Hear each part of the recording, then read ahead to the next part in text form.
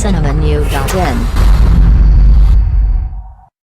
ஒவ்வொரு ஆண்டும் நவம்பர் 7ஆம் தேதி அன்று கமல்ஹாசனின் பிறந்த நாளை சிறப்பாக கொண்டாடி வந்த அவரது ரசிகர்கள் இந்த ஆண்டு கமல்ஹாசன் செவாலிய விருதினை பெற்றுள்ளதால் மிகப்பெரிய அளவில் அவரது பிறந்த நாளை இன்று கொண்டாட திட்டமிட்டிருந்தனர். ஆனால் முதல்வர் ஜெயலலிதா மருத்துவமனையில் சிகிச்சை பெற்று வருவதால் தனது பிறந்த நாள் அன்று எந்த கொண்டாட்டமும் வேண்டாம் என்று கமல்ஹாசன் அறிவித்துவிட்டார். அந்த அறிவிப்பினால் சோர்ந்து போயுள்ள கமல் ரசிகர்களை உற்சாகப்படுத்த கமல் பிறந்த நாளை கொண்டாடும் வகையில் ஒரு பாடல் ஆல்பத்தை உருவாக்கி இருக்கிறார் இயக்குனர் பேரரசு. உனக்குள் ஒருவன் எனக்குள் ஒருவன் கலையின் தலைவன் யார் என்று தொடங்கும் பாடலை இயக்குனர் பேரரசு எழுத அந்த பாடலுக்கு இசையமைத்துள்ளார் ஹாரிஸ் ஜெயராஜின் உதவியாளரான நிஷான் லீ.